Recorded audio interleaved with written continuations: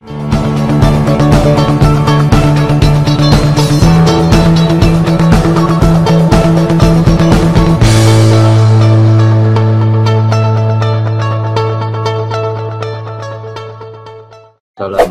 warahmatullahi wabarakatuh. Salam sejahtera buat kita semua. Jumpa lagi dengan saya Hasanuddin dalam perkuliahan Akuntansi Keuangan Menengah.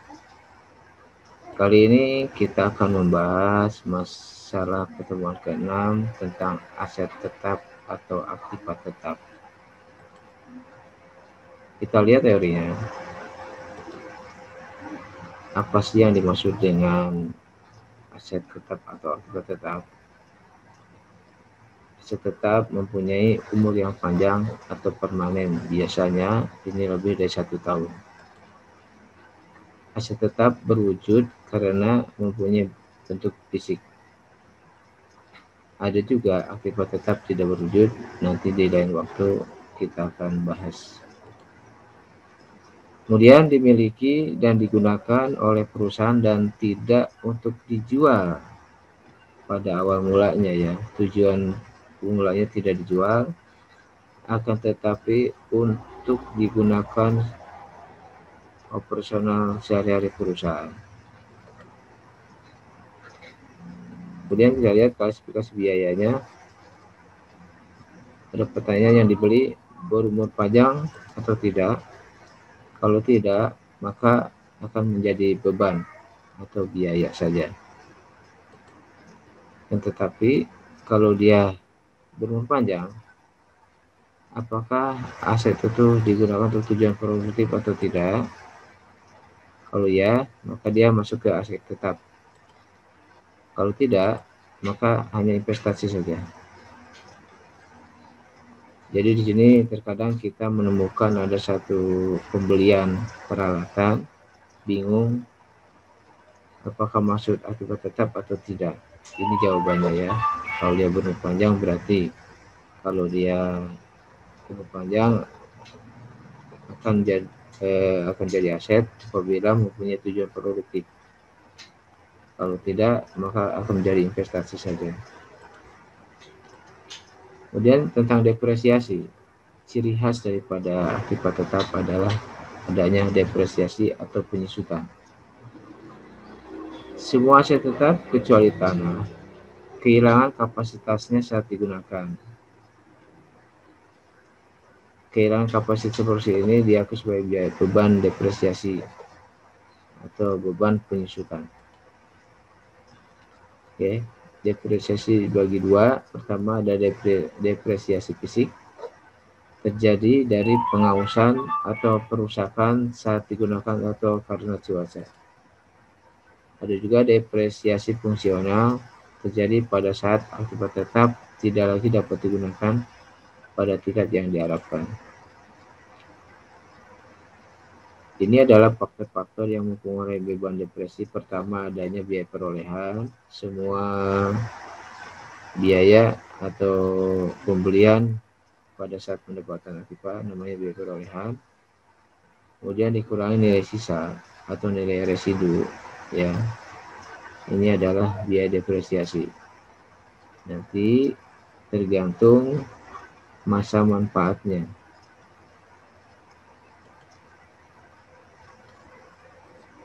Misalkan di sini ada biaya awalnya atau perolehannya $24.000, masa manfaat 5 tahun, masa manfaat dalam jam 10.000, maksudnya ini kapasitas mesin misalkan ya, ada nilai sisanya 2.000 atau nilai residu 2.000. Nah, ada beberapa metode dalam aktiva tetap penyusutannya ya. Yang pertama adalah metode penyusutan garis lurus atau straight line. Ini dengan cara biaya dikurangi nilai sisa dibagi masa manfaat. Contoh tadi biaya perolehannya 24.000, kurangi nilai sisanya 2.000, dibagi masa manfaatnya misalkan 5 tahun, maka menjadi 4.400 penyusutannya dalam 1 tahun.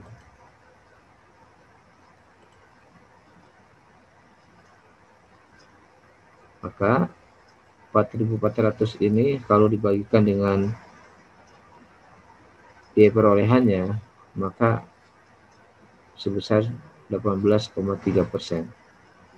Maka setiap tahun ini akibatnya akan disusutkan sebesar 18,3% berdasarkan depresiasi garis lurus. Jadi selalu sama setiap tahunnya atau setiap bulannya.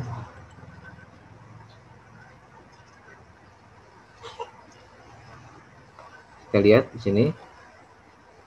Tahun pertama 24.000, kemudian dikurangi 4.400 penyusutannya menjadi 19.600. Kemudian 19.600 ini akan menjadi nilai bawah tahun kedua.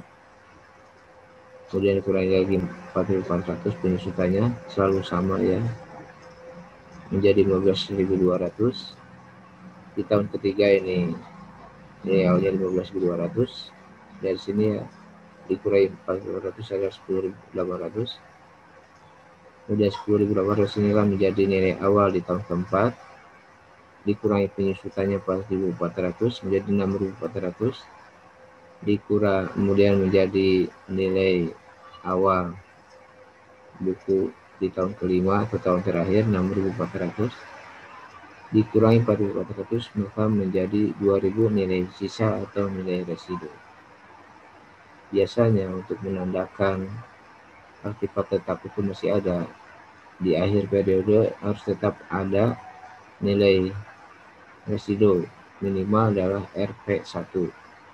Ini menandakan bahwa artefak tetap tersebut masih ada, sedangkan biaya masa manfaatnya sudah habis.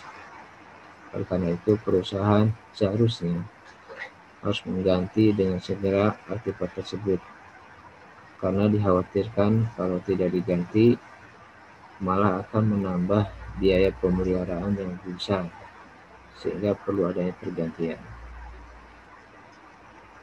Yang kedua, metode unit produksi dirumuskan dengan biaya perolehan dikurangi estimasi nilai sisa dibagi masa manfaat dalam unit. Contoh tadi, perolehannya 24.000 dikurangi nilai sisa 2.000 dibagi 10.000 jam. Ini masa manfaatnya. Ini misalkan mesin produksi ya. Maka hasilnya menjadi 2,20 per jam. Sehingga hitungan produksi nanti perusahaannya dikali dengan jamnya.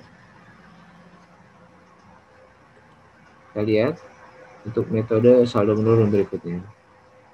Tahap pertama adalah kita abaikan nilai sisa ya. Hitungnya seperti garis lurus tetapi menghilangkan nilai sisanya sehingga hanya 24.000 dibagi 5 tahun adalah 4.800. Sehingga kalau kita bagi 4.800 dengan nilai perolehannya ada sebesar 20%. Lalu tahap kedua adalah dengan mengalihkan 20% ini dengan 2, sehingga 20 kali 2 adalah 40. Maka untuk tahun pertama biaya daya aset dikalikan dengan 40. Setelah tahun pertama nilai buku yang menurun daya aset dikalikan dengan 40 juga. Contoh sini kita lihat tahun pertama perolehan 24.000 mengalami penyusutan 40% adalah 9.600 sehingga menjadi nilai bukunya 14.400. Kemudian di tahun kedua awalnya 14.400, penyusutannya 40% menjadi 5.760 sehingga menjadi nilai buku 8.640. Sedangkan akumulasinya ini selalu ditambahkan antara setiap tahun, penyusutan setiap tahun ditambahkan mencapai 15.360. Kemudian di tahun ketiga nilai awal buku adalah 8.640 dikali 40% penyusutannya 3.456 akumulasinya menjadi 18.816, tambahkan ya. Dan nilai buku akhirnya adalah 5.184. Ini adalah 840 dikurangi dengan 3456. Di tahun keempat, nilai buku awal adalah 5.184. 40% penyusutannya menjadi 2074, akumulasinya menjadi 20.890, dan nilai akhirnya menjadi 3.110. Ya, dan di tahun kelima, nilai bukunya 3.110 dengan sisa penyusutannya adalah 1.110. Ya. Ini adalah 3.110 dikurangi 2.000 sisa ya, menjadi 1.110. Tetap harus disisakan 2.000 karena menandakan bahwa aktivitas tersebut masih ada.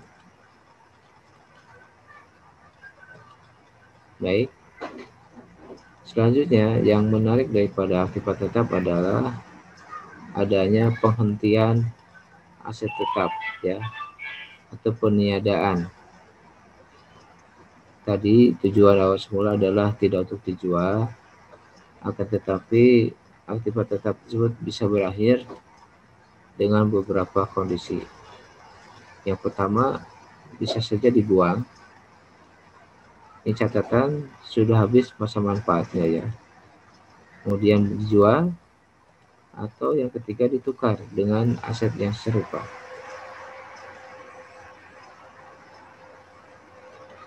Baik.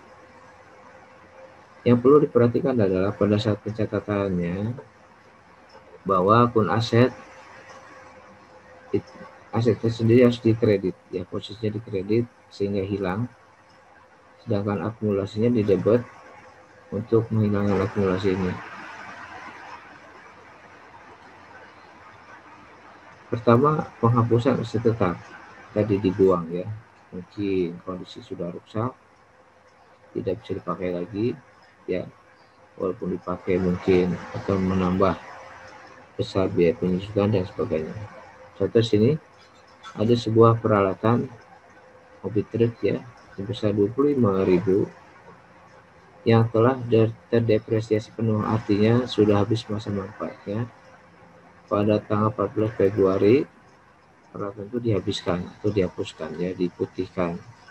Maka judulnya adalah akumulasi depresinya 25.000 debit pada peralatan 25.000.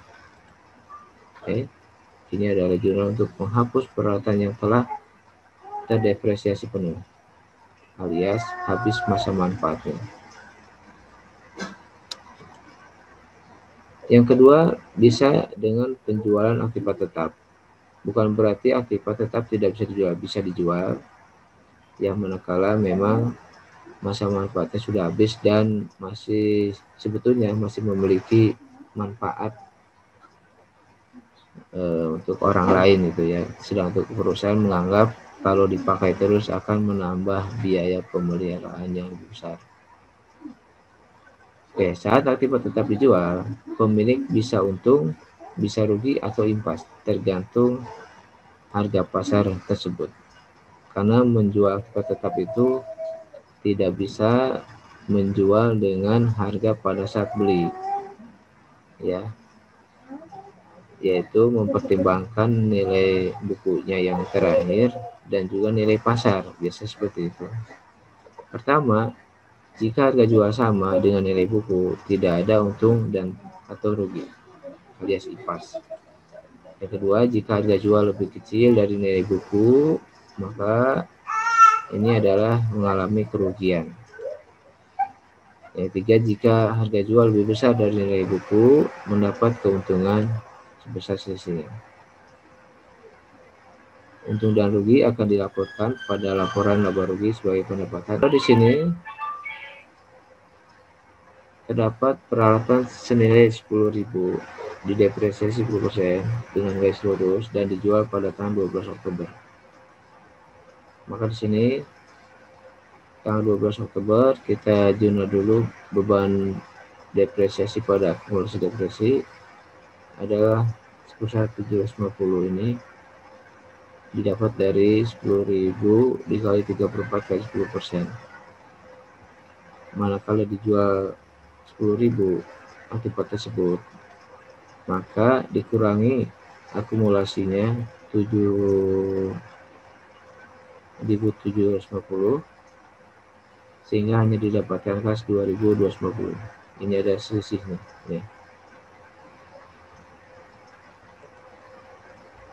Ini asumsinya tidak untung tidak rugi alias impas. Yang kedua, manakala peralatan dijual rugi, kita lihat umpama dijual hanya 1.250, maka di sini peralatannya 10.000 dikurangi beban penyusunannya 7.750 dan diperoleh kas 1.000 ya. Di sini terdapat kerugian 1.250. Ini hanya dijual $1.000 saja. Murah sekali, Pak. Bisa jadi karena mungkin harga pasar tersebut adalah sekitar $1.000 tersebut. Yang ketiga, kita lihat contoh manakala dia mendapatkan keuntungan. Di sini dicontohkan di peralatan dijual sebesar $2.800 dan mendapat untung $550. Kita lihat jurnalnya. Kasnya 2.800 sesuai penjualannya. Kemudian akumulasinya itu sama 7.750, peratannya 10.000 dan terdapat laba 550. Perhatikan, kalau laba di kredit, kalau rugi di debit alias menjadi biaya. Baik, tadi penjualan, sekarang pertukaran akibat tetap serupa. Kita lihat nilai tukar adalah nilai aset lama yang diperbolehkan untuk ditukar dengan yang baru. But saldo terutang pada peralatan baru setelah nilai tukar dikurangi. Apabila nilai tukar dikurangi nilai buku, maka ini adalah keuntungan. Sebaliknya, kalau nilai tukar di bawah nilai buku adalah kerugian. Dan untung tidak pernah diakui atau dicatat di pembukuan, sedangkan rugi harus dicatat di dalam pembukuan. Kita lihat contohnya. Contoh, ini terdapat pertukaran, harga peralatan barunya yang terima adalah 5.000, kemudian aset lama adalah 4.000, dan terdapat penyusutannya pada saat terjadi pertukaran adalah 3.200 sehingga terdapat nilai buku $800. Maka di sini kasus satunya kalau untung, pertama kalau nilai tukarnya 1.100 ya. Kemudian kas dibayarnya adalah 3.900, ini diperoleh dari barang baru 5.000 dikurangi dengan nilai tukar 1.100. Maka menjadi 3.900 ya. Jadi nilai tukar lebih besar dari nilai buku alias untung. Nilai tukarnya 1.100, nilai bukunya 800, maka terdapat keuntungan 300. Dan nilai yang baru adalah 3.900 ditambah 800. Ini akumulasinya menjadi 4.700. Dan perhatikan, pada saat terjadi keuntungan maka tidak diakui untuk pelaporan keuangan alias tidak dicatat ya. Kemudian contoh kedua, ditukar dengan untung 300, akumulasinya 3.200, kemudian peralatan baru 4.700, peralatan lama 4.000, kasnya 3.900.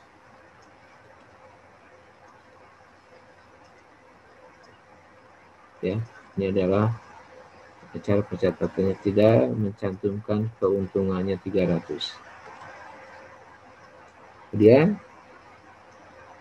contoh berikutnya, harga peralatan baru yang diterima 10.000, aset lamanya 7.000, dan penyusutan aset lama adalah 4.600, sehingga nilai bukunya 2.400.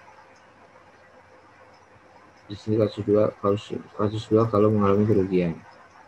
Misalkan nilai tukarnya 2.000, maka kasih bayar 8.000 dari 10.000 dikurangi 2.000. Nilai tukar dikurangi nilai buku adalah rugi. Kita lihat 2.000 dikurangi 2.400 dapat kerugian 400. Maka kerugian ini tetap dilaporkan di dalam pembukuan.